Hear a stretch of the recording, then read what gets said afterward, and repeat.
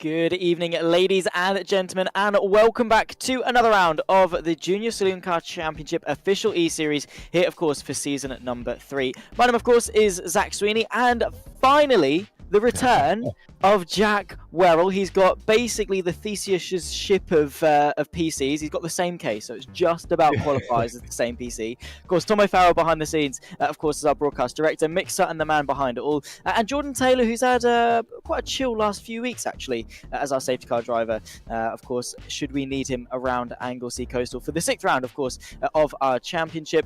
Jack, of course, you've not been with us for the last couple of weeks, but you have been following it, and the championship's looking pretty good. It is indeed. It's the mid-pack again. I mean, I love a standout driver, somebody that really has not just the rub of the green, but the natural talent. But the mid-pack, how close do they want it to be? We've still got drivers tied on points. We've still got drivers a point away from each other. It's still all up for grabs in that mid-pack, and there's still drop scores to take into account. There's points penalties to take into account, and we are running out of rounds. There's only 2 more come the end of this evening, 3 more as we stand at the moment. We're on the Isle of Angelsey at the Angelsey Coastal Circuit, or on the Angelsey Coastal layout at the track mon. It's always, I find, a very leveling circuit for that mid-pack, because it is very flowy when you drive it right. When you drive it wrong, it's not a nice place to be. You know, absolutely not. And it's a really good view from the commentary box as well. So always a good bonus from that one. We spent a good, 12 hours together here at Angelsey. That was a long day. A long couple of days. No, exactly. But yeah, it is a very difficult circuit, particularly sort of that back section and with the corkscrew and things like that. Of course, there you saw the calendar. Here are the prizes. First place, pretty cool prize, to be honest. Free entry to the JSCC Scholarship to be held next month at Pembury to potentially win themselves a free entry for their 2025 race seat. Second place, though, of course, runner-up still gets themselves some pretty magic kit in the form of some SimMagic P500 pedals. And then third place gets a pretty nice weekend away to the British Touring Car Championship at a circuit of their choice. Those that are here every single week gets themselves a PASR cap, and the drivers of the round that we, of course, in the commentary box, but also you guys at home vote for each week, the standout driver who's really, really impressed us, gets themselves a pair of 3M UK Sim gloves as well. But you've got to be in it all the way to the end of the championship, of course, to be in contention for the top prize of the scholarship. And, well, Nathan Williams has been top dog pretty much all season long. He has been smashing it. And at the moment, pending drop scores, has got himself 200 points in the bank. Currently, provisionally, 29 clear of Charlie Devlin, who's been his closest rival in second place. Elliot Dalton-Ayres, who, by the way, debuted at Donington, so missed a couple of rounds. He's really been impressing there in the top 3. Gabriel Norse, though, had a really strong week last time out at Snetterton, sits just 2 points behind. A further 2 points back from that is William Johnson, who's been so strong the last couple of weeks. Albert Henriksen Bell, who's recently just placed 3rd, of course, in the PASR Pro Sim Rig Super Touring 2024 Sim Series, is there in 6th, just 5 points back. Alexander Oppenheim, who took the 2nd win of the season back at Brands Indy, still 7th from Will Clark, Sam Chilton, and Jake Wardle. And like you were saying, Jack, that obviously sort of the mid part of the top 10, the fight, particularly to sort of get inside the top 3 and get yourself a prize at the end of the season, which again, a pair of BTCC tickets, not bad going at all. And at the moment, there are 4 points separating 3 drivers and 9 points separating 4 drivers. It's incredibly close if you just sort of take away Nathan Williams. Yeah, it really, really is. And that's exactly how we would want it. We want this to go down to the final corner of the final lap of the final round of the year. That's what we want. That produces some excellent season-long racing, but also it introduces those rivalries. So when we see these drivers come back, they are going to not only know how each other race, but know what their pace is like and where they can pick up bits of time, where they need to focus themselves on not losing time. And it's like a snowball effect. We might see a few new names sort of work their way into the fold in this season, but next season when they come back, they're going to be even closer and even more competitive. It really does just snowball into a fabulous season worth of racing. And we're 3 seasons in now. I think we know what we're doing, and these drivers are definitely proving that as well. Yeah, I mean, considering, they're quite young, to say the least. I mean, these drivers make even I feel quite old, and they've got a plethora of experience behind them. I mean, not even just on track, but just the way they conduct themselves in interviews and things. A lot of them are really, really well spoken, give really in-depth answers, and that's quite a skill to have so young, and a skill that's definitely going to help them as they progress through their racing career. Of course, we're into qualifying right now, just shy of 9 minutes left. Unsurprisingly, it is Nathan Williams who sets the benchmark, a 24.483, just shy of 2/10 clear of Charlie Devlin. I don't know if you watched qualifying at Snetterton, but that had Nathan Williams written all over it. I think he was about 6.5 tenths quicker than second place, and carried that with him going into the race. So Nathan Williams, pretty good on one lap pace, and like you were saying, he's pretty good at getting the fastest lap in the race as well. Yeah, I mean, that's what you need to get your night underway, a good qualifying, but by 0.6 of a second, that really is something else. And if you can carry that into the race, like you say, that's exactly what Nathan Williams will be hoping for again tonight. 2/10 clear at the moment. Charlie Devlin, the man we're watching at the moment, is on another flying lap by the looks of it, and with 8 minutes to go, there's still plenty of time to really get any sort of time under his belt, really whittle away at Nathan Williams' provisional pole time. And now we're starting to see the undulation take effect on the cars. You can see the rear forever trying to overtake the front of these cars. Charlie Devlin decides to opt for the pit lane on this lap. So too does Albert Henriksen Bell. But that is something we need to take into account, not just the elevation change, but how steep it is in some areas and what the camber can do to the car as well. The car is very combined when you're heading through any corner here at Angelsey, let alone when we're 2, 3, maybe even 4 wide. I'm not going to put it past them.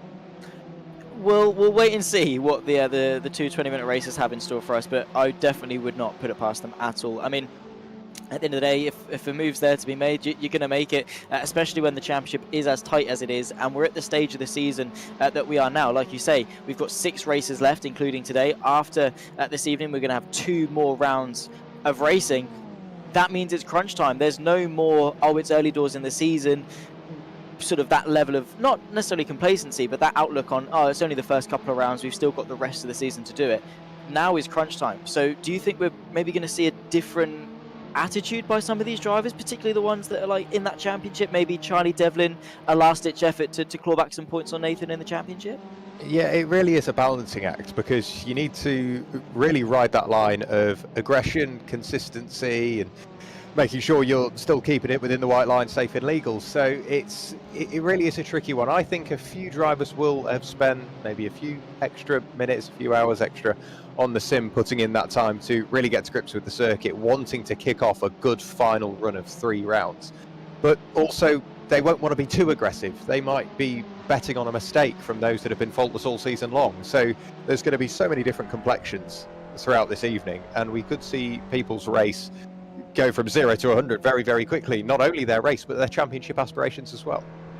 Yeah, and that's what I love about this championship. It has been, similar to Anglesey, quite a roller coaster of emotions. I mean, a lot of people have had such high highs, but quite low lows, and it's just astonishing to see that sort of story as the season develops. Of course, with these drivers, they're sort of the way they approach the interviews as well when we speak to them, and how sort of they act post different sort of races, their emotions and things. It has been a journey for a lot of these drivers, because at the end of the day, they're not here to dozy around at the back of the grid. They're all here to make progress, to improve, and at the end of the day, to do as well as they can. And the great thing about a grid as strong as this is that, especially with a reverse grid format, a lot of them have had golden opportunities to get into top 5, top 3, maybe even in contention for a win, when we had it obviously with Alexander Oppenheim back at Brands Indy. On their day, a lot of these drivers really, really can shine. And again, I think it just goes to speak volumes to the level of competition that we have at the JCCC. Yeah, absolutely. It shows there are, for what are drivers that are quite young, and they are potentially in the very first few stages, taking the first step onto the stones of their career. There's a really high level of maturity. I've been very, very impressed, not just on track, but off track, like you say, when you're talking to them in interviews and talking to them, maybe not on a race night, and you're just having a general chat with them. They're very mature, very confident, but very polite as well. And if this is the future of motorsport, and I can't see why it wouldn't be, simulators are becoming a very real part of a racing driver's career. I cannot see why we're not going to end up, or cannot find a reason why we're not going to end up with some of the best drivers we've ever seen, because they are so professional from a very young age. Surely that sets the tone. Yeah, exactly. It's in good hands, to say the least. And yeah, it'd be interesting to see, obviously, the progression of sim racing. I mean, the last couple of years, it's been almost exponential. Now you've got things like the Prodigy Racing League, where you've got a sim racing championship in real cars at real tracks. They've recently just done their round at Sebring, of course, with the top of sim racing getting that chance to go into a real championship, and that's not the exception. It's very quickly becoming the rule that sim races very much do impress on the real track. I don't know if you saw the sim to F, the Red Bull thing with Job. Yeah, absolutely. Yeah.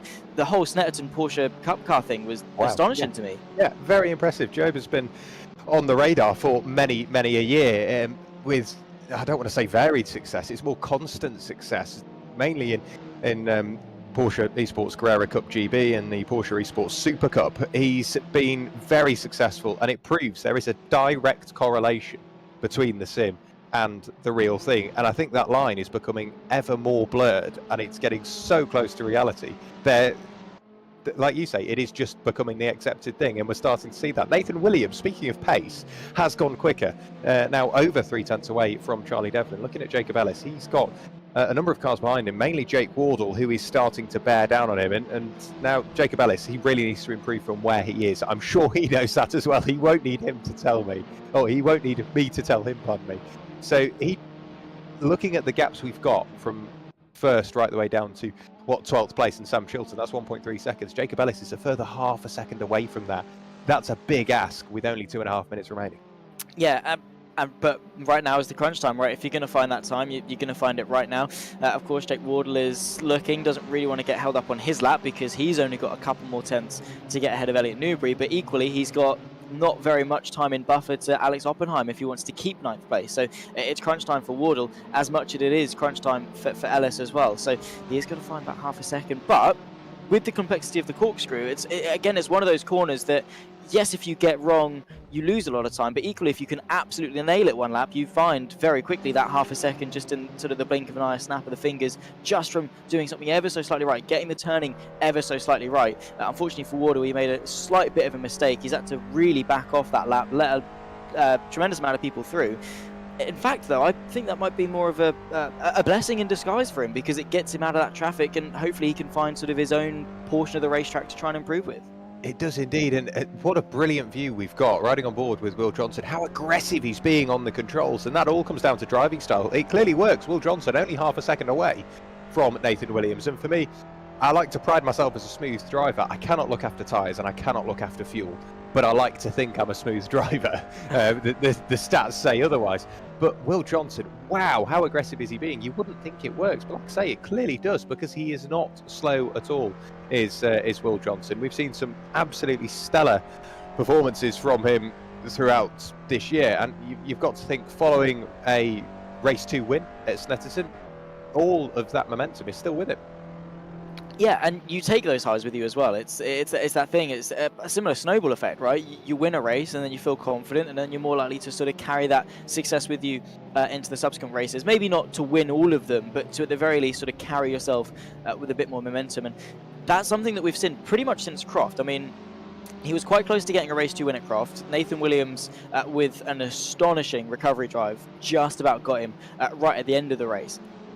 But the great thing about Johnson, he didn't let that deter him. He wasn't beaten up about it. He was happy with the 2nd place. He was happy to have been in the position to win, and just saw it as an opportunity to impress at the next time out, of course, when we took to Snetterton, and impress he very much did. It was a very tough ask. He had Nathan Williams and Gabriel Norris breathing down his neck for the best part of the race, whilst also having to come back from sort of the mid-pack or towards the back end of the grid himself. So he's a very, very impressive driver. Unfortunately, that is going to be qualifying over for him. Nathan Williams is going to be on pole position. Charlie Devlin was able to close the gap to just shy of a 10.5, but still not enough to top the benchmark set from Williams. And once again, surely the number 5 is going to be filled with confidence that he is in control of this pack going into the race. Yeah, it would make sense, wouldn't it?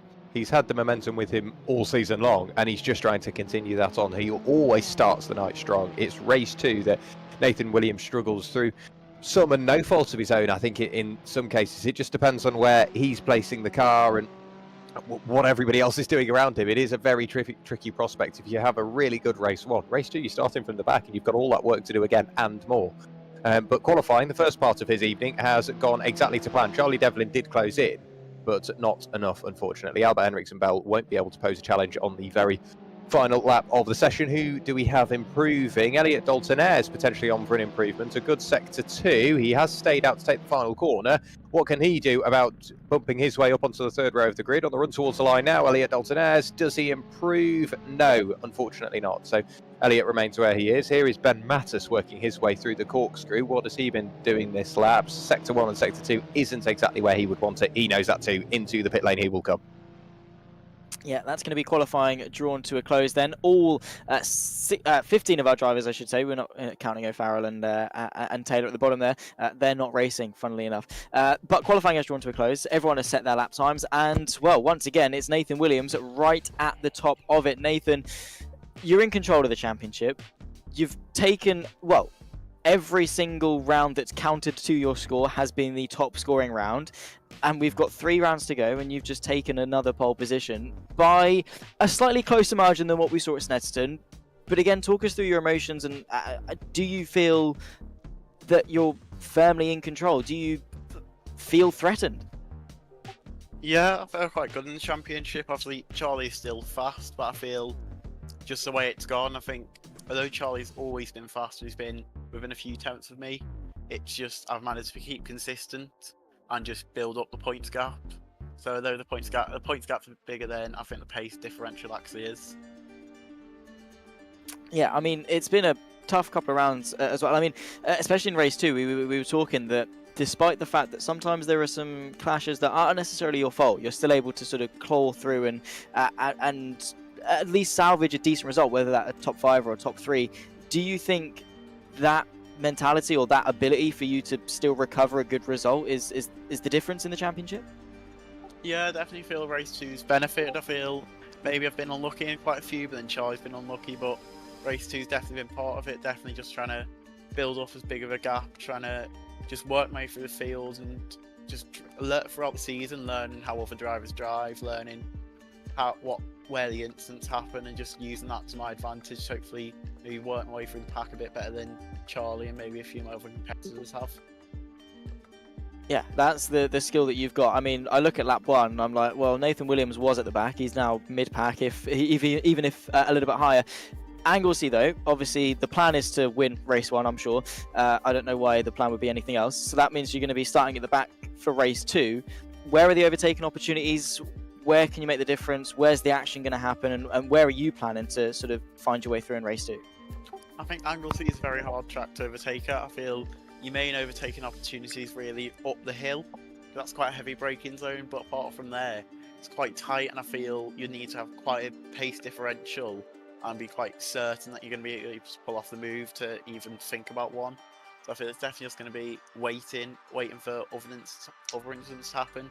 Because although the top hill's the only really overtaking opportunity you have, it's quite a difficult corner in itself, really easy to lock a tyre, run wide, and just spin the car.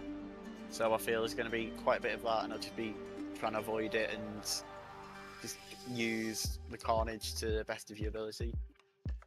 Yes, absolutely. That's going to be the name of the game, particularly through the corkscrew, I'd imagine. Nathan, congratulations on another pole position. Best luck, of course, for race 1, and I'm sure we'll see you back in 20 minutes' time. Yeah, thank you.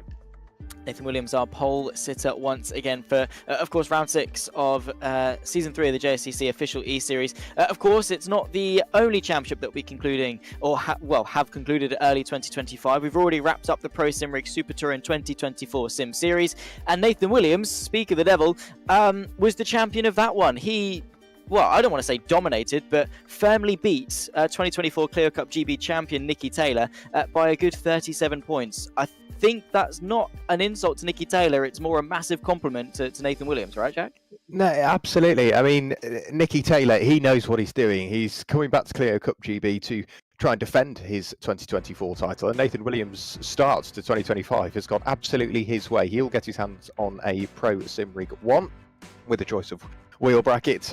Nicky Taylor gets himself a PASR 3 rig, and it will be Albert Henriksen Bell that gets himself a nice shiny new monitor stand. Jordan Taylor wasn't really too far away. He's a returning name as well. So I guess we'll see as to what drivers will return, and I don't again see a reason why they wouldn't, because PASR do such a brilliant job of bringing these seasons and these series and championships together. They really are the best in the business. Absolutely. Zero bias from us in the commentary box. It's just completely objective. That is just the way it is. We are the best here at PASR. It is facts. Absolutely.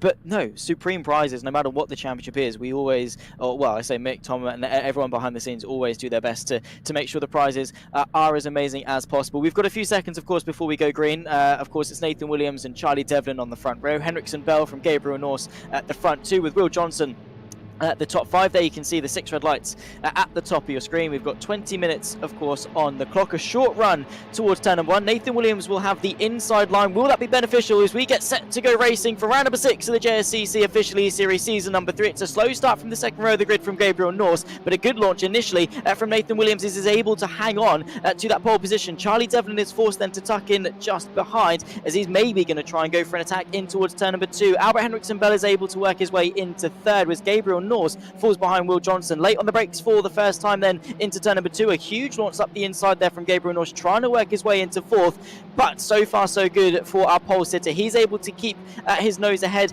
Charlie Devlin, though, if he gets a good run, of course, out of Church here at turn number 3, could be looking quite saucy, maybe for a lunge up the inside of Rocket In. I've been looking in the background. Ben Mattis and Alex Oppenheim have been side by side. Now finally they fall back at line astern, but it looked like Ben Mattis had a cracking start as well and immediately tried to make up for the poor start from Gabriel Norse. But in the meantime, on the first time up in towards Rocket In, who's going to be later on the brakes? Charlie Devlin has a little look up the inside. Ooh. Unfortunately, Gabriel Norse couldn't get the car slowed down into the side of Will Johnson, who gets that moment collected up, and everybody falls back into where they would be. But what we are seeing is those top 3 already starting to run away. Nathan Williams, Charlie Devlin and Albert Henriksen Bell leaving the field behind. Yeah, it's been a really, really strong start from them. Not really getting caught up too much. And interesting to see from Charlie Devlin as well. A half look to the inside of Rocket In. I think just to show his nose, apply that pressure to Nathan Williams and try and keep him within his grasp. That is a huge lunge up the inside from Ben Mattis, going through the corkscrew. A huge bump as well, and it only took a lap for us to see an absolute carnage to round off the first lap. Who's that involved? I think that's Ben Mattis. Alex Oppenheim was involved. Gabriel Norse, of course, is tumbling down. You've now got about 6 or 7 cars all trying to occupy the same bit of track. 3 wide momentarily as we approach turn number 1 for the second time. They're going to emerge side by side, and that is something the top 3 wanted absolutely no part of, and was, well, thanks to their very good start, they weren't. 3 wide once again going into turn number 2. Elliot Newbury sandwiched in the middle. Sam Chilton going for a bit of a slide, and, well, what more did we expect from the corkscrew at Angelsey? Exactly that, really. Sam Chilton got a bit of a tag. I think there were 3 wide on the run through the banking. They all managed to get their way through, albeit with a bit of touching and rubbing. And now on towards what is effectively the back straight, downhill before the quite steep incline towards Rocket In. Those top 3 are continuing to run away. For Elliot Dalton-Ayres, what does he do? Because he's now 2.7 seconds away from Albert Henriksen Bell and a full second in front of Will Johnson, albeit that does close on the brakes. Sam Chilton with a big look up the inside of Jacob Ellis. He does manage to make that work. Jake Wardle trying to remain in front of Jake Critchley, but also pick up a place on Gabriel Norse. He's not had the best start to his race, has he, Gabriel Norse? He's been littered with a couple of mistakes and a big flick of oversteer there on the run through the uphill right-hander before on the brakes trying to negotiate the tricky corkscrew. He just doesn't really look settled. He's not really found that rhythm in the early stages of the race, has he? I mean, a good qualifying, but P4, second row, not bad going from Gabriel Norse, especially coming off the back of a pretty strong week at Snetterton, back on the podium for the first time in a while that we've seen. The best that we've seen Gabriel Norse since, of course, his Ginetta Junior official eSeries win back in about October of 2024. He's really been smashing it, but here at Angelsey just doesn't quite seem to gel, despite him saying that it's quite a decent track for him. There's Elliot Newbury going up the inside of Charlie Kelso. That's, of course, for 9th place. So the white, blue and orange machine finds his way past quite nicely, but of course the blue and black machine of Kelso will swiftly tuck back in. They're going to be nose to tail as they run their way through the very, very long right-hander here at Church before the, as you say, decline before the incline towards Rocket In. Sam Chilton, of course, pulls out to the right-hand side. It's going to get a massive squeeze onto the grass, putting 2 wheels on. As they now approach the braking zone, it will be the outside, but if he's able to keep it stuck, it will be then the inside for Rocket Out. However, the blue and black machine of Kelso is slightly later. Sam Chilton has the momentum, slight bit of a tap, but he keeps the inside line and should keep that 10th place. He does indeed. Sam Chilton very quick on the controls. There's been small amount of contact in the background as well. That was between Rossi Costello and Jacob Ellis, still scrapping away. Charlie Kelso all over the coattails of Sam Chilton, not letting him find a moment to breathe. So the two pairs heading in towards the corkscrew once again. Nathan Williams further up the road isn't exactly running away, albeit last time through setting the fastest lap of the race. Will Johnson did have the fastest Sector 3. I think he's just lost a spot there to Elliot Dalton-Ayres, so it is still chopping and changing. But in the meantime, Sam Chilton, what can he do to escape the grasp of Charlie Kelso? It's going to be a long 15 minutes and 15 seconds left in this race for him. Yeah, because I don't think Kelso is too interested in working together. Of course, no slipstream in the Saxo, so it's going to be quite difficult to sort of latch onto the back of Newbury and use that as a method of escape. And you're just going to have to maybe drive a little bit quicker and hope there's a little bit less pressure. There is a huge look up the inside. That's Rossi Costello, of course, joined us back in Snetterton. Was a little bit off, but nice to see after a bit more practice he's able to mix it up with the back end of the top 10. Able to at least stay in contention, but a slight little tap to the back of Kelso there has allowed Sam Chilton to get about 1.5 seconds away and sort of cement that 10th place, provided there's no mistakes. Jacob Ellis way too late on the brakes going into Rocket in there. A very scary moment. Somehow no harm or foul or anything of that measure, was just about able to get the collision in a way that wouldn't kill anyone as such. But yeah, it's 14 minutes and 19 seconds left of this race that I'm sure for a lot of people will feel like an eternity. Interesting to note at the front though, Nathan Williams still has got a Charlie Devlin right behind him, who has just set the fastest lap of the race. He has indeed, and will continue to close it. Jacob Ellis, he's so desperate to work his way through and past Rossi Costello on the brakes in towards Rocket Inn. As she said, it looked like Jacob outbroke himself, but also looked like Rossi Costello was just being extra cautious as to not do the same to Charlie Kelso. There is Jacob Ellis having a look to the inside of Rossi at turn 1, but he can't quite get that move done. What about in towards the banking? Looks to the left, looks to the right. Can he be late enough on the brakes? Yes, he can. Grabs the apex, and now it's all about the run. Heading on towards the back straight. It will be very, very close indeed, but fires his way out of the corner. Jacob Ellis can only draw himself level. It will be the inside for the right-hand kink, however. You've got to be so brave. Nail the turning in point. Use the camber of the curb to help you, and I think Jacob Ellis is going to once again be side by side by the time we get to Rocket Inn. You cannot pick between the pair of them on the timing screen. It's 0.05 of a second. It may be less by the time we get up towards Rocket Inn. It flicks down to 0.03, 100th of a second, but on the brakes Rossi Costello just gets the car slowed down and into the apex that little bit earlier, and he can hold on to his position. But Jacob Ellis now looks for the cutback once. Will he have another look again? No, the outside, he runs out of room, bounces over the curb, bounces over the grass, and Rossi now finally gets just that second to breathe, recompose, and potentially defend from Jacob Ellis once again. Yeah, it's been quite a lap-long battle between those two. William Johnson as well on the back of Elliot Dalton-Ayres. This is the fight for 4th place, one of the closer battles inside the top 10. Pretty good lap there, actually, from Gabriel Norris. That's a 25.0, his personal best of the race, and maybe a sign to see that he's settling into the rhythm here at Angelsey. Maybe he was just shocked by a bit of a poor start, getting swamped by loads of different cars. Those nerves maybe getting to him ever so slightly, but still, despite that, holding a very respectable P6. Back to this battle though, Jacob Ellis now looking on the inside of Rossi Costello into turn number 2. Rossi Costello, of course, sees it coming around the outside. Been nice progress to see, and again, from a newer driver, not scared to be mixing it up with drivers that have been here from sort of the start of the season. He's really here to make an impression, and well, it's been a pretty nice battle between the two of them. It has indeed, and Jacob Ellis, of course, teammates with Will Johnson, who is having a slightly better night of it at the moment. He's fighting away up at the front, and Jacob is still sparring away with Rossi Costello. So much so, now all of a sudden getting involved is Alex Oppenheim. They arrive on the scene, 3 wide, a lock-up from Rossi Costello pushes him wide. Alex Oppenheim, ever the optimist, now looking to the inside of Jacob Ellis, so he can have his turn at fighting away with Rossi. Further up the road, they remain as they are. 3 wide through there doesn't happen very often, and the pair of them get through and past Rossi Costello for now, because Rossi gets a very good run out of the right-hander down the hill in towards the corkscrew, and no, they've just about done it. 2 positions lost at the same time for Rossi. He'll be eager to get those back.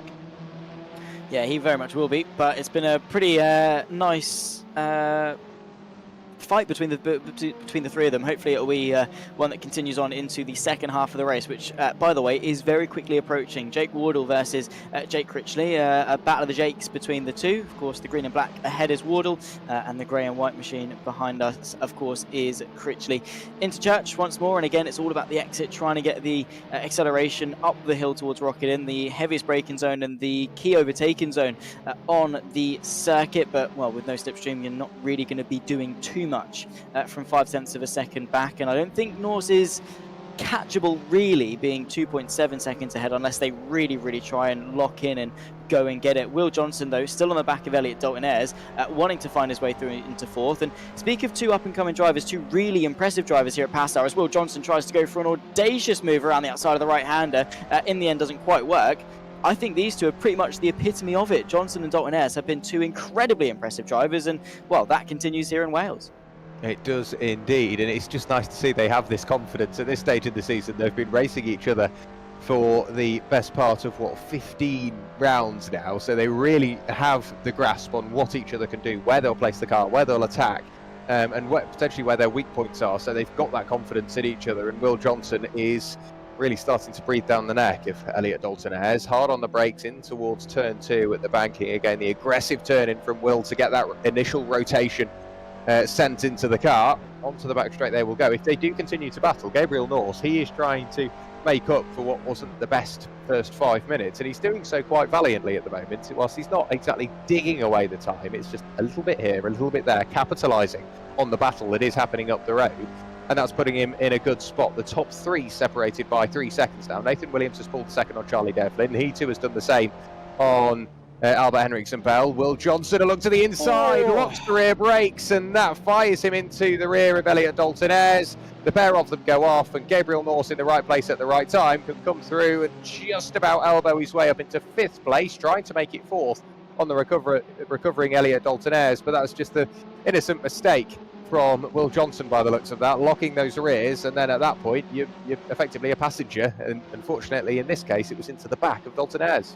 Yeah, it's just that thing, just weaved a little bit too much in the braking zone, looked to go to the inside, bring it back to the outside, and then the rear's locked, and that was that. Jacob Ellis, by the way, still side by side fighting in this battle, this time with Alex Oppenheim, who finds his way through. Jacob Ellis runs his way wide. That's going to allow Rossi Costello to get side by side as they approach the downhill section towards the corkscrew, and swiftly Rossi Costello backs out, albeit quite interestingly, with a little bit of a twitch. They now work their way into the final corner. A huge lunge up the inside there from Costello, finds his way through nicely into 13th. So pretty good battle there between the pair of them. Before what happened between obviously Dalton-Ayres and Johnson, I was going to say that Norse wasn't necessarily chipping away at it. I mean, that last lap was 8 tenths quicker. Obviously, this lap has been a lot quicker because, well, a crash seemingly loses you time, apparently. Who knew, right? I definitely didn't. Anyway, Norse is now sandwiched between the two of them, very much getting his hands dirty in this battle. Time of the essence though, less than 8 minutes already left to go. Let's see if Gabriel Norse can make a move up the hill into Rocket Inn. Show Johnson how it's done. Late on the brakes, way too late on the brakes though. Slides his way through onto the grass, and all of that hard work now seemingly for nothing. Yeah, he's nice and careful at rejoining, making sure he stays out the way of Elliot Dalton-Ayres and Will Johnson. That may leave him vulnerable to Jake Wardle as he gets the car back up to pace on the running towards the right-hander at Peel.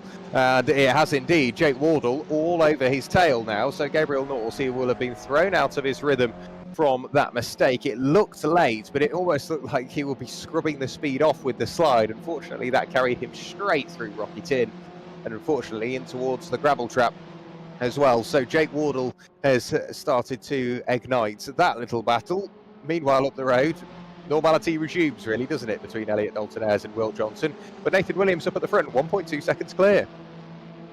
Yeah, that is, to be fair, quite a close gap. I mean, it's still alive. Charlie Devlin has done a really good job at keeping Nathan Williams in check. Will Johnson, though, has had an absolute off. What has happened here through turn number 2? He's gone from fighting for 4th place down to 9th place, losing places to Wardle, Critchley and Elliot Newbury. So that is disaster for William Johnson.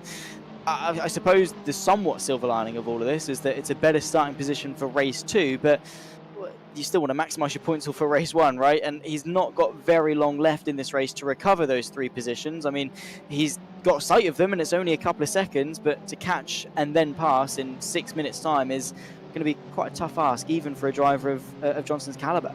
Yeah, from what we're hearing as well, it was self-inflicted. There wasn't any sort of contact between himself and Elliot Dalton-Ayres. So Elliot is home free, 1.5 seconds between him and Gabriel Norse with 5 minutes to go. Could yet come down. Albert Henriksen Bell, 11.5 seconds up the road. Those top three have absolutely checked out. It has clearly gone for them. Albert Henriksen Bell, what a lap. I'm struggling to figure out where he has been keeping that time. A 1:24.6, his personal fastest. So I guess with the fuel coming out of the car, he's just unlocking that little bit more pace, and he will see that race clock ticking down. He knows he's running out of time. Albert Henriksen Bell will be trying to do one better and get on towards the second step of the podium. There is Elliot Newbury. He is chasing down Jake Critchley, who I feel we've really seen come on throughout the season as well. It seems like he's starting to not just pick up the pace overall, but be more consistent with said pace. Exactly.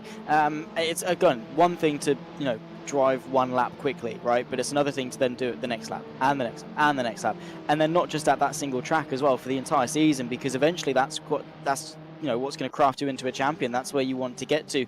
Yes, it's impressive and fantastic to have that odd result, but it's one thing to drive quickly. It's again an entirely different thing to race quickly. They are two separate entities and two very separate skills that drivers have to learn. So nice to see that even at such a young age he's able to hone in on that skill and slowly start improving. 4.5 minutes left to go. Jake Critchley holding in 7th from Elliot Newbury, who's just about half a second back. Will Johnson 1.1 back, so still possible, and well, he's going to want to find his way through as soon as possible. Jacob Ellis, though, and Rossi Costello, at some point, you kind of maybe did anticipate it ending in tears with how aggressive they were being. It has ended in tears for Rossi Costello. Ben Matas finds his way through into 14th place, and well, Costello at the back of the field now in 15th. And it is just one of those zones, isn't it, where you pent up that frustration of not being able to find a way through for the whole lap.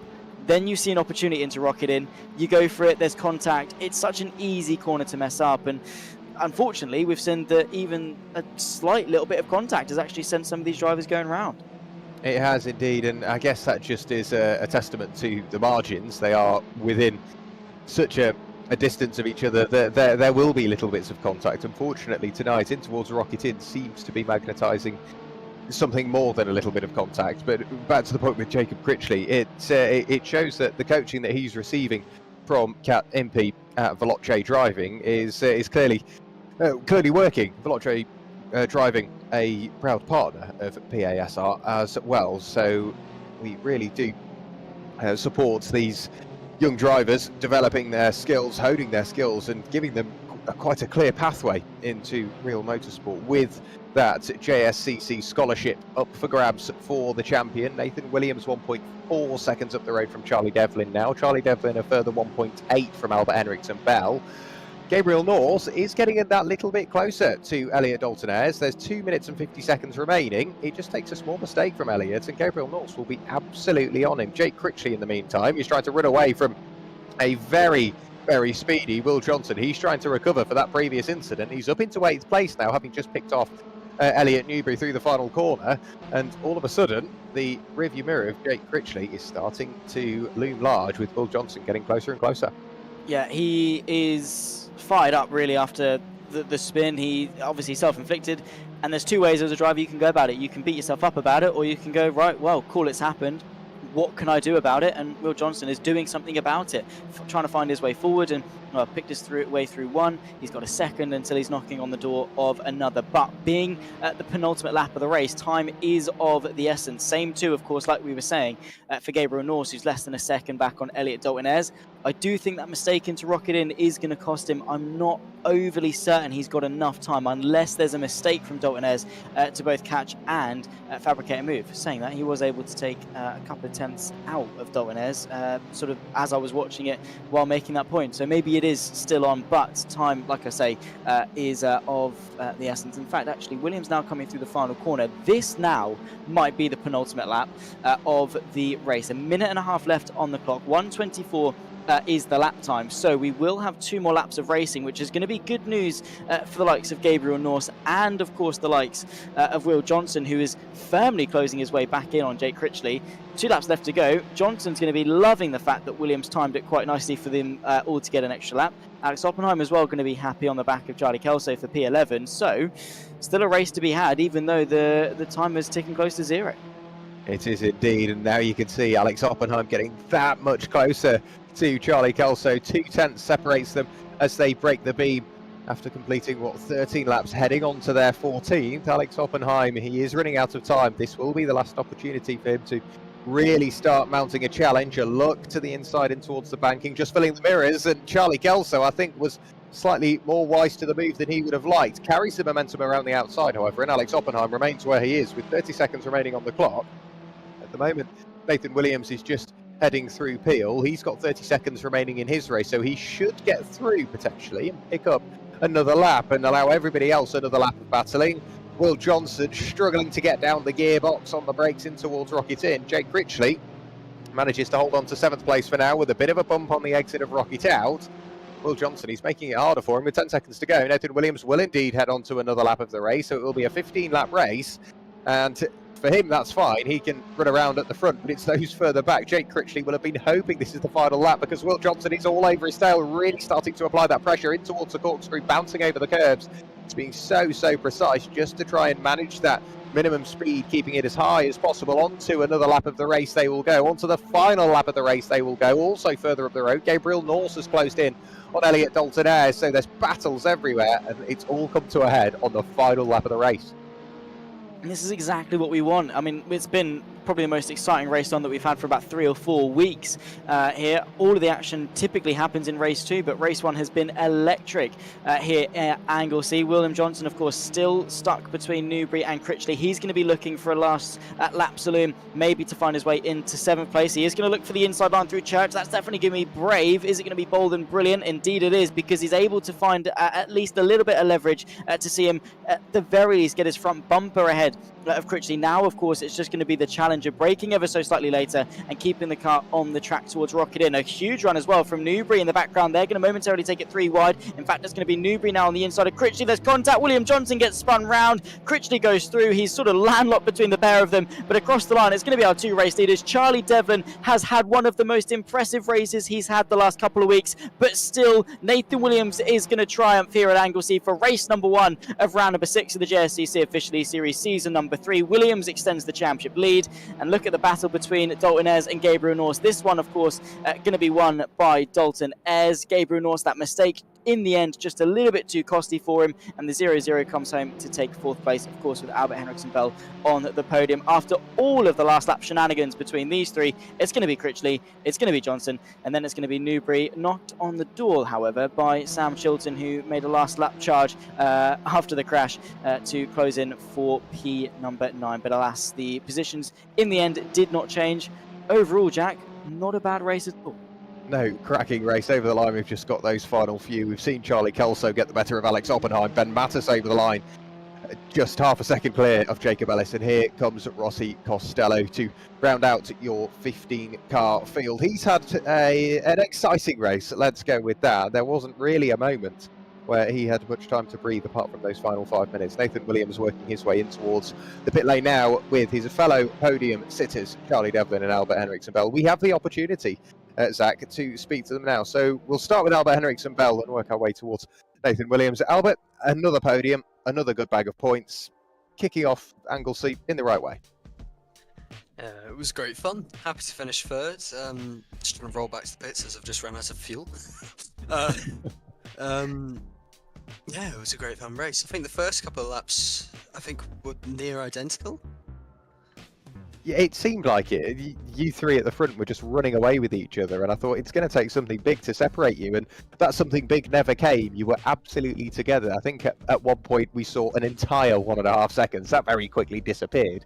Is that a bit of a compliment, not only to yourself, but to your fellow podium sitters, that you can race that close? You are that close on pace, and it's only going to get closer towards the end of the season. Yeah, absolutely. It was great. It was a great opportunity to be able to race up there. It was a great opportunity to be able to race so closely with everyone, but it became this just completely infuriating game of consistency where I just messed up and hit quite a big bump on the exit of the penultimate corner 2 laps in a row, and then dropped back a little bit further. But very well done to Charlie and Nathan.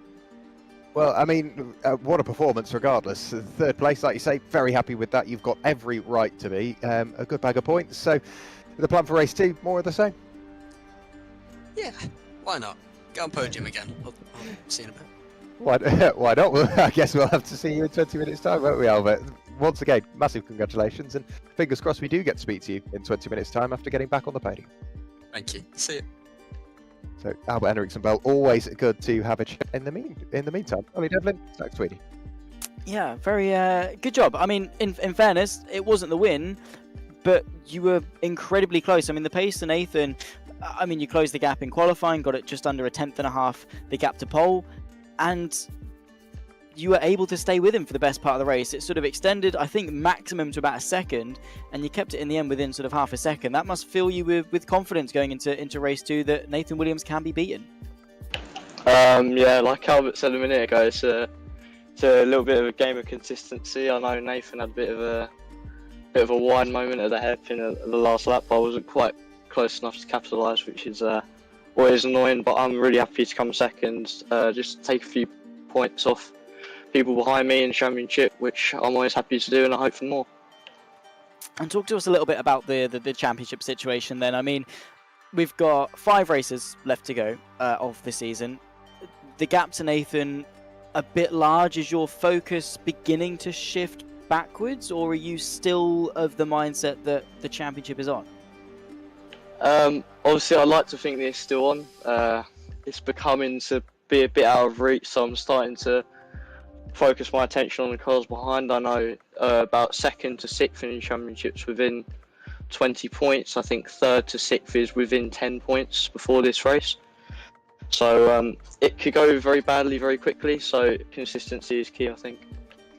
Well, if you're able to consistently get a P2, that's not bad going at all. I mean, Angelsey then, quite a difficult circuit to overtake. The plan for race 2, starting second last, what's the plan?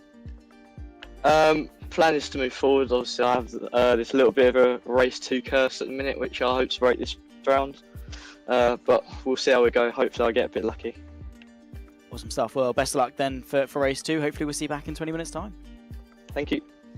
And back to you, Jack. Finally, how this is how worked out. Jack Well and Nathan Williams having a chat post-race. It's almost like you manufactured it by taking 3rd place. It always happens, doesn't it, Nathan? You must hate me by this point, because I'm forever asking you questions. You must think it's your turn to ask me one at some point. But Nathan, you've again stellar performance. Race 1s and qualifying are your absolute forte, and we were looking coming into this round. 3 of the 5 rounds we've already seen, you've won both race 1 and race 2. That momentum, that sort of stat is unrivaled. And what is it? What is it that you do that you think is not necessarily different, but really just helps you bag these consistent points, podiums, and wins? I think it's just purely consistency. I think it's like in that race, I was able to build up about a 2.5 gap, despite the pace between me, Albert, and Charlie being so close, like less than a tenth. I think it's just a few less mistakes, being able to build up gap. Obviously, I made a mistake on the last lap, but the consistency up until that point allowed me to sort of get away with it and keep the position. And between now and the end of race 2, what is it you're looking for? Just let the action happen in front of you and then get through, or are you going to try and put yourself in a position to fight your way through the order? Because there's 2 different ways of looking at it, sort of letting it all happen and then going, or going and making sure you're not in it when it happens.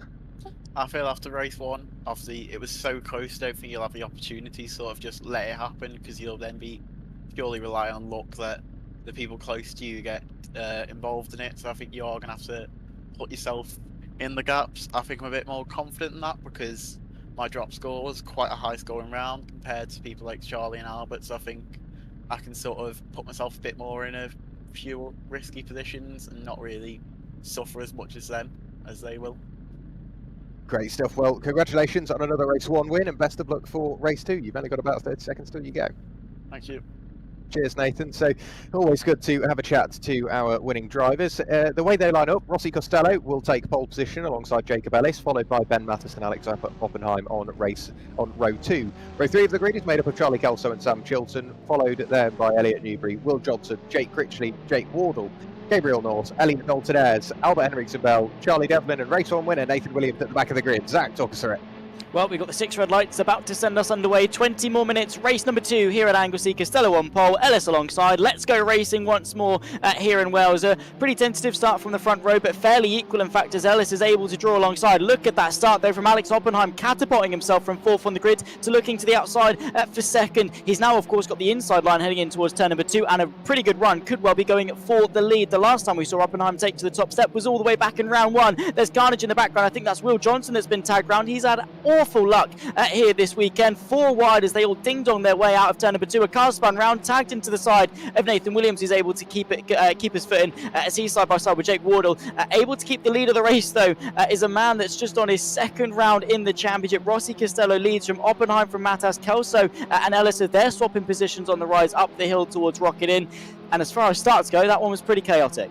Yeah, it was indeed. Charlie Devlin, however, I would say the big winner out of that. He's gone from 14th right the way up to 8th place, and he's trying to secure that 8th place on the run in towards Rocket Inn. Will Johnson doing what he can to defend that. Charlie Devlin will be aware that Nathan Williams and Albert Henriksen Bell will be starting to breathe down his neck. Yet more contact towards the front. Ben Mattis still fighting away with Alex Oppenheim. They rub doors and remain side by side once again. Rossi Costello, after an action-packed race 1, will be trying to keep the action to an absolute minimum by running away in the lead. Charlie Kelso effectively in no man's land. He will try and stick with those top 3, but he's got the rest of the field bearing down on him. Charlie Devlin again trying to carve his way through the order, but Alex Oppenheim with a big moment. That drops him out of contention for 3rd place, or for 2nd place, and he's put under pressure his 3rd place because Charlie Kelso's there. Yeah, driver running off in the background as well. Not entirely sure as to who that is. That could well be Sam Chilton, I think, in the background, side by side with Dalton Ayres as they work their way. As Charlie Devlin, in fact, he's side by side with as they approach turn number 2. There's a driver being spun round. That's Gabriel Norse having a very peculiar spin heading in towards turn 2 at the banking. Rossi Costello, though, still leads. Back to the action as Elliot Newbury is on the outside. Nathan Williams trying to dart his way through, side by side with William Johnson, trying to get his way up into 8th place. This has been very chaotic start in the mid-pack. Nathan Williams trying to carve his way through. Meanwhile, Charlie Devlin making swift work of ascending his way through the order. Let's see if Nathan Williams is going to attack or be attacked up towards Rocket Inn. Trying to look to go to the outside. The inside not really open though, and you don't want to lose any of the momentum by lifting off and switching to the inside. It's the outside line then for our championship leader, Will Johnson, then on the inside. Nathan Williams has the agility to take it to the outside, gives him the inside for Rocket Inn. Let's see if Johnson has got much of a response. He's squeezed out, and Nathan Williams is through into 8th place. Not the incredible progress that we usually see from Williams in race number 2. It's been quite a slow start, tentative start, but he's still been able to make up a good 7 places amidst all of the carnage and chaos that's happened the first 2 laps. Oh, big moment there, lifting the inside front wheel there for Rossi Costello. That shows just how hard he is pushing to hold on to this lead. Ben Mattis is making it harder work for him. We've had a moment for Elliot Newbury and for Jake Wardle, unfortunately, heading through the final corner as they drop yet further down the order. But Ben Mattis, he's making a charge for this lead. Alex Oppenheim, he's just been thrown slightly off his rhythm, I think defending from Charlie Kelso. In the background, Charlie Devlin going for another little moment off track. Somebody bouncing off the rev limiter as they struggle their way down the gearbox. We saw a very brief change to the lead, and it may remain the same actually, because with Ben Mattis looking around the outside, he might be able to carry that superior momentum. Rossi Costello's not going to give it to him though. A bit of door-to-door contact on the run through Church, and Rossi Costello does get the lead back. Charlie Devlin is now up into what is 5th place, and Nathan Williams still down in 8th. He's got some work to do if he wants to get this lead, and if he wants to make it 2 from 2 here at Angelsey on the brakes, knocking doors in towards Rocket Inn, our top 2. But Rossi Costello goes deep on the brakes. That allows Ben Mattis to secure the lead, but more importantly, it allows Alex Oppenheim to come through, who's now going for the lead. It's all going on in the background because Will Johnson is trying to pick his way through the order. Unfortunately, Elliot Dalton Ayres was collected in all of that, but Alex Oppenheim, I said he'd been thrown off his rhythm, he's proven me wrong. Up to the lead he goes. Yeah, that was an insane couple of corners for Alex Oppenheim to work his way back into the race lead. Ben Mattis still there in contention as well. Look for Charlie Devlin up the inside, trying to work his way up onto the podium places. He's on the outside now of Jacob Ellis through the corkscrew. Fantastic move there from the runner-up in the championship. Nathan Williams is there in 6th though, and that was an epic up and under through the final corner just to get the run on this short pitch straight towards turn number 1. Let's see if the number 5 can facilitate the move. He's getting squeezed all the way to the inside curb. Going to give the squeeze squeeze all the way back to the outside as well. They rub door to door towards turn number 2. Nathan Williams wants, of course, to work his way forwards in this race and not really spend too much time squabbling for a place like 5th, because to Williams that means nothing. He needs to be on the podium. He needs to be winning. Of course, there you can see Devlin now on the inside of Rossi Costello to pick his way through for the podium. Eyes on the lead of the race then for the top 2 in the championship. This right now is the time for Matas and Oppenheim to run while they can. Yeah, you make it sound easy, don't you? Nathan Williams has just posted the fastest Sector 1 that we've seen all race long. Rossi Costello is the meat in the sandwich here. Nathan Williams immediately tried to go late on the brakes, dives up the inside, rocket in. How he got that car slowed down is beyond me. I thought he was going straight on. He somehow avoided contact with Charlie Devlin. I think Charlie Devlin will need a new set of underwear come the end of this race, because he will have seen Nathan Williams closing ever more into rocketing. But what an amazing move from Nathan Williams, and he's probably just found a bit more braking performance than he knew he had. So Ben Matas for the lead, Alex Oppenheim in second place. They're both being closed down on by Charlie Devlin and Nathan Williams. Rossi Costello is trying to minimise the damage and remain in front of Will Johnson and Jacob Ellis in the background. Elliot Dalton-Ayres has still got a bit more work to do after the slight calamity up at Rocketin we saw a few laps ago. Who are we surprised at? Who could be further up? Elliot Newbury, I think he's got a bit more pace to unlock. We saw a very respectable race number 1. He will want some more. So too will Jake Wardle. I think he was involved in some contact on the first lap of the race, and unfortunately that's dropped him down the order. He's only 2 tenths away from Sam Chilton, however, so there's still plenty more shuffling to go. It's still 13 and a half minutes left in this race. Yeah, I mean, to be fair, we're not far off half distance already. It's been a very chaotic start to this race, and don't think we've been complaining too much in the commentary box, if at all, because love seeing the absolute carnage that can unfold in these Citroen Saxos. Will Johnson on the outside now of Rossi Costello, who had a really storming start and trying to facilitate his best result of the season. Very late on the brakes, way too late on the brakes, four-wheel slide, long in the front, and then not able to get it turned in, and that's going to lose in places. A hard lesson to learn there, being way too aggressive on the brakes. Overdriving the car actually has the opposite effect of what you were trying to go for, which was to keep the move. In doing so, you've instead lost 3. But you live, you learn, you make mistakes, and then you drive yourself forward from them. That's the fight at the front. That's Ben Matas leading, Alex Oppenheim leading, Charlie Devlin leading Nathan Williams. A second and a half back then is Will Johnson to round off the top 5, who, to be fair, I wouldn't still discount. With the top 4 potentially going to battle as hard as they are, I don't see Oppenheim or Matas backing down from either Devlin or Williams. At least I'd hope they wouldn't. Johnson is then going to maybe use that as an opportunity to close back in. I'd say confidently any one of the top 5, considering how this evening's gone thus far, have a realistic shot of coming out on top. They really do indeed. So with Nathan Williams being where he is, he's effectively in the driving seat, literally and figuratively, because he can apply that pressure onto Charlie Devlin. So Charlie knows he cannot really afford any mistakes at all. Nathan Williams with his lights ablaze. Charlie is effectively being ushered up alongside Alex Oppenheim, who will want to get in front and make this stick on the run in towards Rocketin. Let's keep an eye on the brake lights. Later on the brakes is Charlie Devlin, but he's got to go the long way round. Tried to read it was Nathan Williams, but there was a RX competition car in the way, that being Alex Oppenheim, who was trying to defend that place, and bucketfuls of understeer and plenty of revs gets Nathan Williams almost alongside Alex Oppenheim. Optimistic up the inside, contact between the pair of them, that shuffles Alex Oppenheim out wide, but he still remains where he is. He will have the inside line for the first part of the corkscrew. He's trying to hold Nathan Williams to the outside and force him to make that move, and he does indeed, just about keeping it on the curbs, and then still side by side through the final corner. This will be music to the ears, not only of Charlie Devlin up the road, but also Will Johnson. He's watching this all unfold in front of him, and now he's with them. Yeah, exactly. He was waiting for the opportunity to be able to get involved, and this is it right here. Alex Oppenheim, similar to what we saw at his maiden win, of course, at Brands Indy, all the way back at the start of the season, not scared to back down from a fight from Nathan Williams, but unfortunately the fighting has left him open to Will Johnson, who's found the gap to the inside of turn 2. It's not enough to completely facilitate the move, but it's enough to keep Will Johnson in contention through Churton. If Oppenheim wants to stay with Williams, he needs to be applying the pressure right now, or in fact, stay behind him, because I would bet pretty substantial amount of money that Nathan Williams is probably going to catch up to Charlie Devlin and Ben Mattis at some point and be back involved in that battle for the lead of the race. So the two behind him, of course, of Oppenheim and Johnson, want to stay with him, want to get back a part of that battle. Albert Henriksen Bell now on the inside of Elliot Dalton Ayres going into Rocket In, however, not really overly committed to it. Gabriel Norse, a bit of a love tap to the rear end. You've got 5, 6, 7 cars that can just about fit into the same frame, just showing again how close that mid-pack for the lower end of the top 10 truly is here, with still half of the race left to go. And this is the crunch half, really, because, well, you don't need to lead any lap of this race apart from the last one. So this is where track position really begins to matter just that little bit more.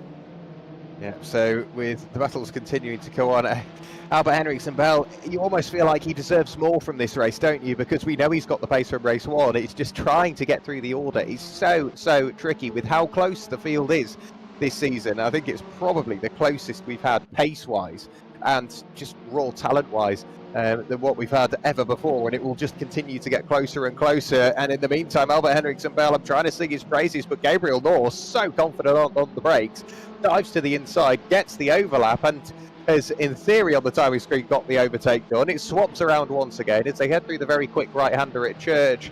Gabriel Norse will try and fight his way back through. It will be the outside for Rocket In if they remain side by side all the way up there. A little bit further up the road, Elliot Dalton Ayres is under pressure from Charlie Kelso. Charlie Devlin goes for the lead on the brakes on the run in towards Rocket In, and I think Ben Mattis, in his eagerness to turn in, that left sort of Charlie Devlin fighting to keep the car pointing the direction he wanted. It was sort of Newton's law, really, wasn't it? He was trying to get through, and unfortunately Ben Mattis has gone into the back of Charlie Devlin there, and that has very nearly spun him around. This is not what he wanted, because all of a sudden Nathan Williams is with him.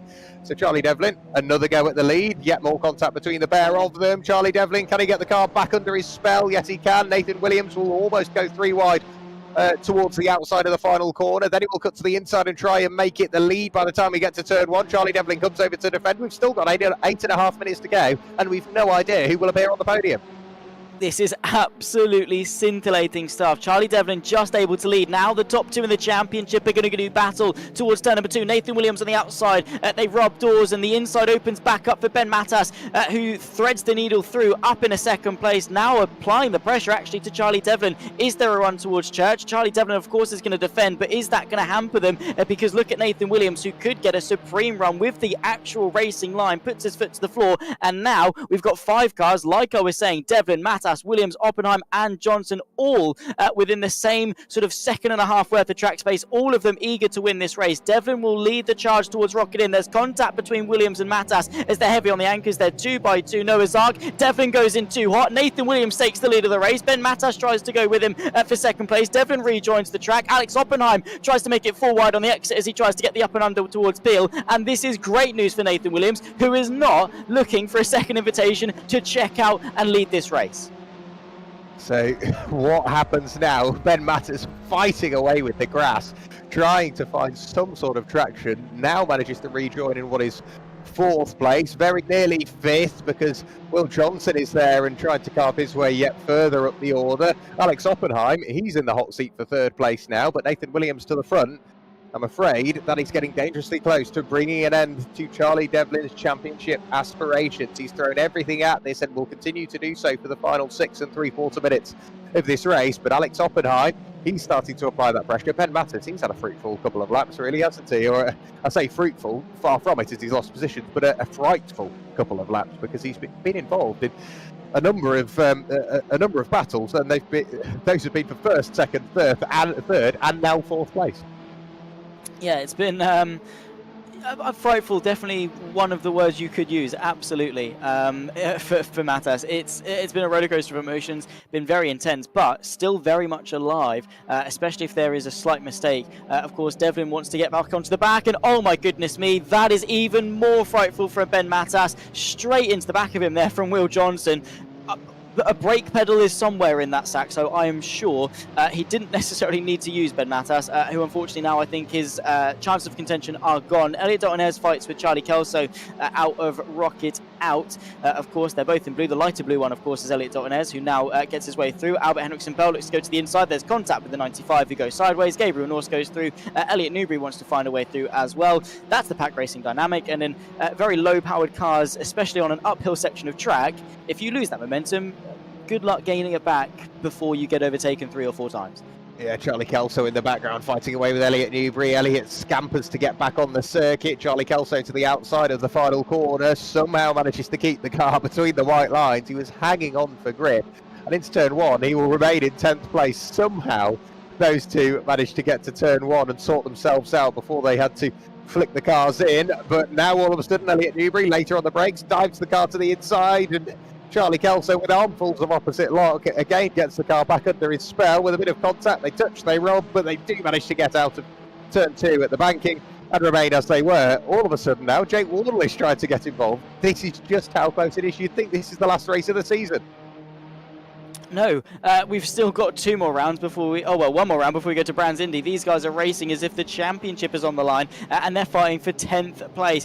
Jake Wardle, of course, side by side with Elliot Newbury for 11th. Is Newbury going to be able to eye up a move on Kelso? Not quite. The green and black machine late on the brake, straight into the back of Kelso. You could see that coming from a mile away.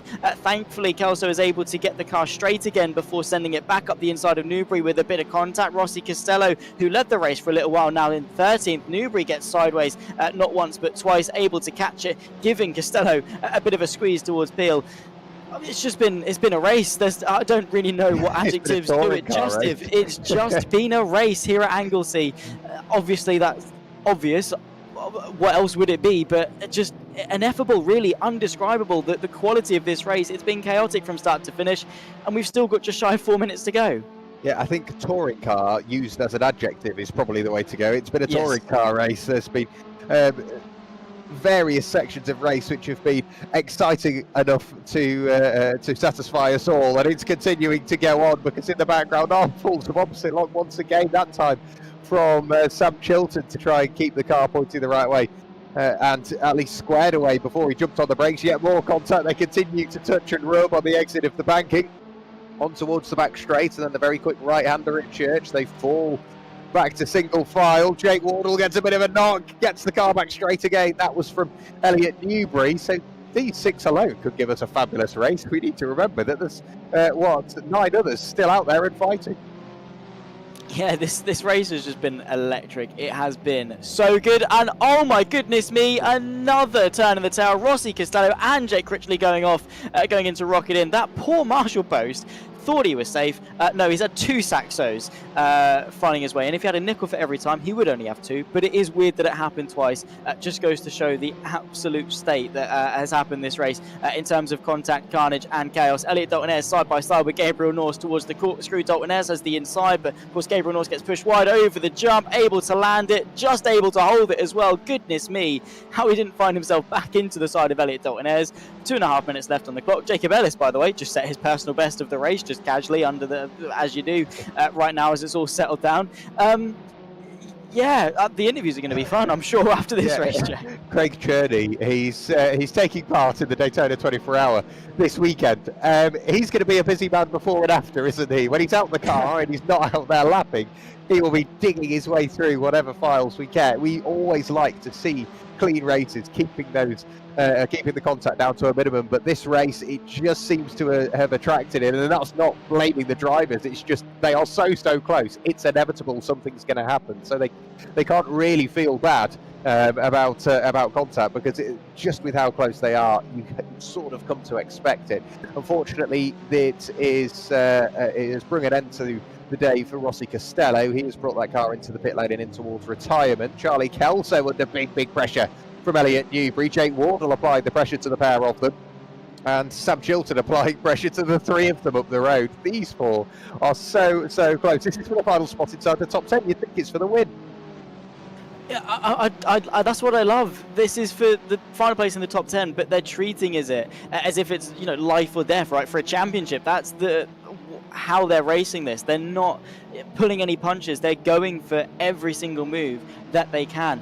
that's what it means to these drivers to just get whatever point they can. They're out there to have as much fun as possible, learn as much as possible. It doesn't matter if it's for 10th place, 5th place, 3rd place, or for the win.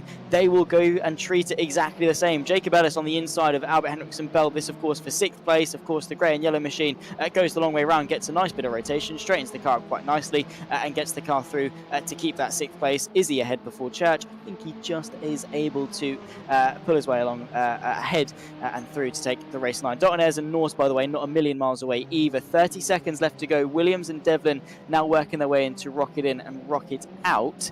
Are we going to get one more lap in this race? Maybe close. Yeah, it's going to be close. Whereabouts is Nathan Williams? I think this is going to be the final lap of the race. Looking at it, Charlie Kelso has got to decide what to do. Immediately cuts over the nose of Jake Wardle, and then on the brakes, Elliot Newbury doing what he can to just about get that car slowed down and potentially turn it into an overtaking opportunity. But it will be the final lap of the race. Nathan Williams makes it 2 from 2. Another massive haul of points heads towards his name at the top of the championship, and that may just about be enough. He can keep it on the road for the final couple of races to secure that championship. It's going to be a very hard-fought battle for Charlie Devlin to do anything about that now. Will Johnson crosses the line to finish in 3rd place. Apologies, Charlie Devlin finishes in 2nd. Will Johnson in 3rd, Alex Oppenheim 4th, Ben Mattis 5th, Albert Henriksen Bell crosses the line in 6th place. On the whole, good night from Albert Henriksen Bell, 3rd and 6th, good haul of points.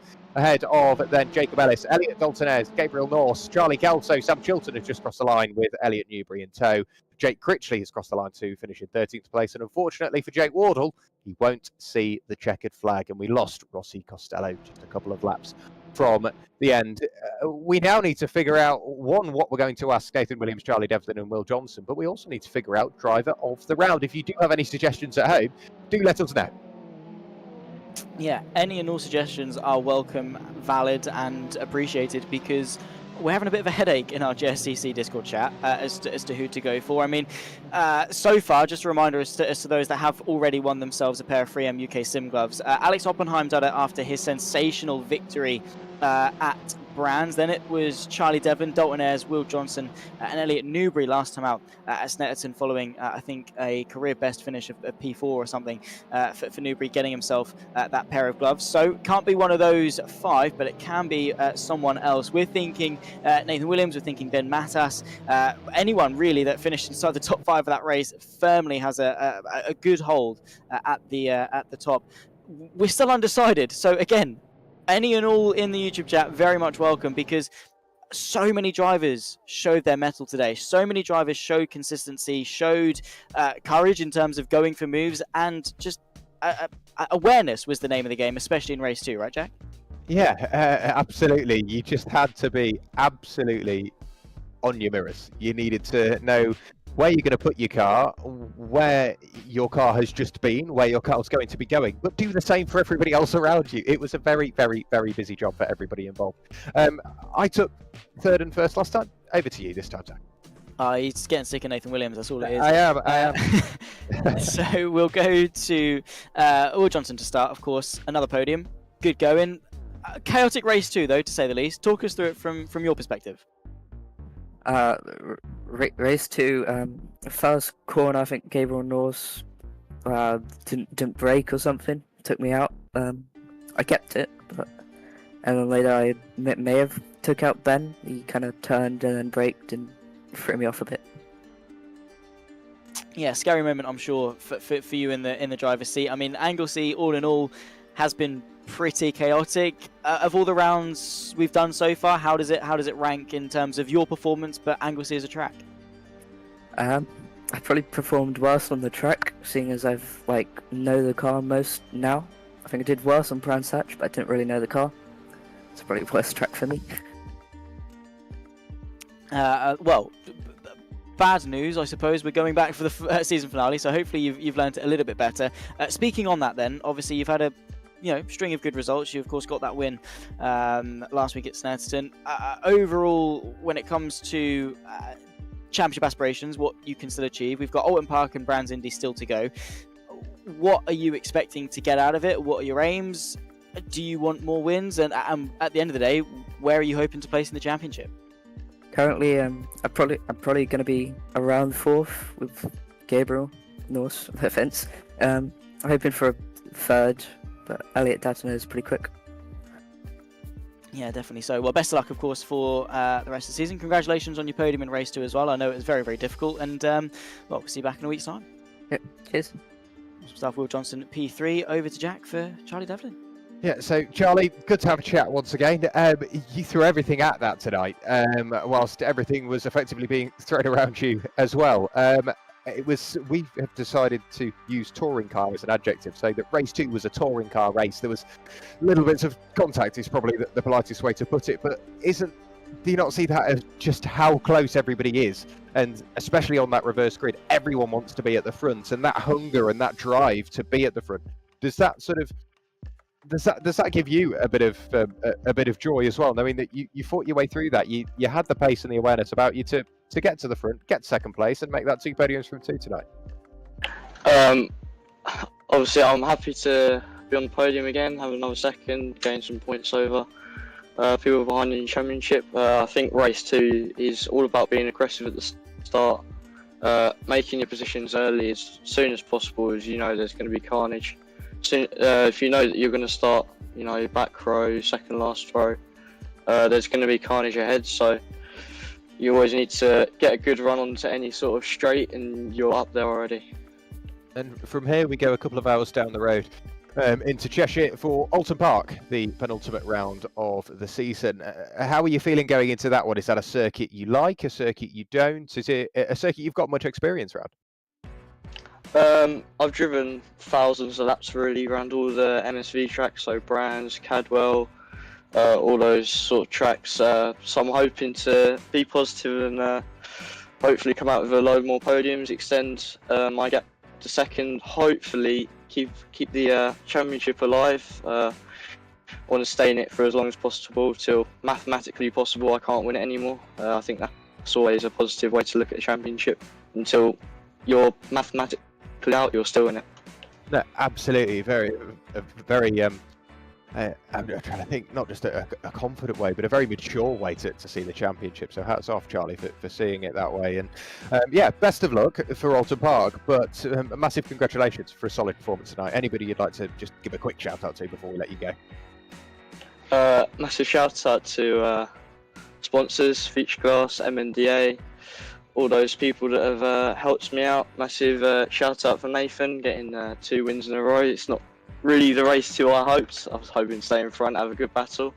Massive shout out to Albert, Gabriel, what's his name? Elliot Newbury. We're all doing 24 hours of Daytona this weekend, so hopefully that's going to be a big, what's the word? Big bit of fun, a big learning curve, and hopefully that can continue for the future. Yeah, great stuff. Well, I'll see you there. Competing in it myself, so as bad as it sounds, I hope we're not in the same split, because otherwise we don't stand a chance.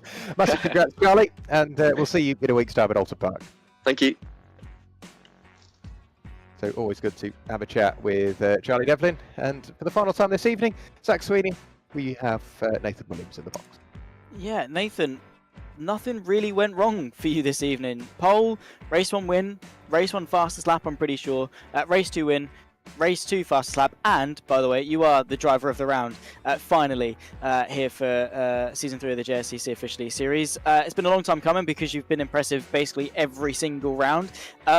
You've smashed it this evening. I mean, it's just exactly what you do best. I mean, the fact is that it's hard for you to exceed our expectations because you've already set the expectations so high. Talk us through obviously what this evening means for you and for your championship. Looking to crown yourself a double PASR champion in the span of 3 weeks by the time we get to the end of the season? Yeah, obviously tonight's been a great night for the championship. Obviously, Ollie's been right behind me, but I've managed to take every point I can of what part. Every point I can. Obviously, I've been waiting for driver of the round for quite a bit now. Obviously, I felt like I've done quite a lot throughout the season, so obviously it took a bit of time, but I'm quite pleased to get it now. Like I say, it's been a long time coming. So basically every round you've been in contention, but no, this evening it was indisputable that it was going to be you. I mean, to do the second consecutive double sweep of wins was again mightily impressive, and again just goes to show your caliber, that not only can you do it on days where things are going really well, but you can also do it on days like today where carnage happened. I think is the only way that you can really do it. Touring car is the new adjective that we've invented, and that's going in the dictionary next year, I'm sure, because that is just how the race unfold. We've got 2 more rounds though. Alton Park in a week's time. Brands Indy, of course, you took your first win all the way back. Brands Indy of the season. Started the championship quite well all the way back then, so you must be quite confident for the final 2 rounds that it's more a case of just, you know, crossing the T's, dotting the I's to win the championship. Yeah, I'm quite confident despite that, but everybody has got quite a bit closer, so I'm quite happy to have built up the buffer, because although it's going quite well at the moment, obviously 2 more weeks, obviously people can, like someone like William Johnston's obviously come on massively, as well as Charlie Devlin has improved so much over the season, so I think they're definitely catching me. That was proven tonight, especially in race 1, so I've hopefully just try and do as well as I can, try and stay the fastest, but obviously one of them might just have the pace over me at one of the rounds, but obviously fortunately I've got the gap now, so yeah, I'm quite confident. Yeah, you very much should be. We have just been given word, by the way, that provisionally you could win the championship next round if you're able to outscore Devlin by more than 15 points. So I suppose maybe that's game plan for Alton Park. Is that something you're going to go into Alton Park having in your head, knowing that you could win the championship, or is it you're just going to treat it as normal? 15 points is quite a lot. Obviously, it's going to be in the back of my mind, obviously, if, say, Charlie has a bad race 1 or bad race 2. So obviously I'm going to keep it in mind, but it's quite a lot of points. So I think I'm just going to try and do as well as I can, and then obviously go into Brands with the championship nearly wrapped up, so I don't need to put too much pressure and worry too much in the final race. Yeah, very, very good way to be. If it happens, it happens. If not, well, it makes Brands just that little bit easier. Thank you, of course, for coming and having a chat with us, Nathan. You're always a busy man on interviews this season. And, well, best of luck for the rest of the season, and we'll see you back in a week's time. Yeah, thank you. Hopefully speak to you in a week. Yes, there you can see, by the way, provisional championship standings. Nathan Williams at 253. That, of course, is going to be 38 points clear of Charlie Devlin in second. Elliot Dalton-Ayres in third, still just 3 points behind that is going to be Will Johnson. 1 point behind that is Gabriel Norse. 2 points behind that is Albert Henriksen Bell. So 6 points between sixth and third to potentially win themselves, of course, that prize of 2 British Touring Car Championship tickets, of course, a weekend and circuit of their choice. Alex Oppenheim, after a pretty decent race too as well, stays 7th. Jake Wardle from Sam Chilton and Will Clark down in 10th place in the standings. Jack, just 2 more rounds left to go. This season has flown by, even with that sort of Christmas break. We started all the way back on the 5th of December with Brands Indy, and in a week's time we'll go to Alton Park for the penultimate round. The week after that we'll return to Brands Indy. Very much enjoyed the first round and all its chaos that sort of set the scene for what was going to be season 3 of the JSCC. Tonight as well, no exception. We saw exactly what we signed up for. Yeah, where does the time go? I think not only over the season, but over a night, it's absolutely flown by. And that, I mean, time flies when you're having fun, as the saying goes. And clearly we are, because it just absolutely disappears. So it just shows that this is the place to be. You want close racing. You want championship fights for the top, for the middle, and for the bottom as well. There will always be fights, no matter where you look, and there will still be positions shuffling, changing, and being decided on the final lap of the final race of the year at Brands Hatch. We've still got Alton Park to go to, but tonight, what an absolute pleasure. It's what a way to return as well. I almost forgot that my heart rate could go this high. Yeah, a shock to the system, I'm sure, and probably a wake-up call with maybe some cardio you need to get doing, because it gets intense. 2025, of course. My name has been Zach Sweeney. Jack Roll finally back alongside me in the commentary box. We've had Tom O'Farrell pushing the buttons, somehow been able to keep up with all of the carnage and chaos on track, still making the broadcast look as gorgeous as it does. Mick Sutton, of course, the man behind it all here at PASR as our series organiser. we didn't have a safety car. That's just sprung to mind. Jordan Taylor was obviously occupied with football, able to watch the football because didn't need a safety car out on track. Somehow, bizarrely, that didn't get bad enough. But nonetheless, it's been absolute carnage, chaos, excitement, everything in the thesaurus you can throw here at Anglesey for the 6th round of the Junior Saloon Car Championship official eSeries. In a week's time, we'll be back for the penultimate round at Oldham Park. Until then, take care, and it's goodbye for now.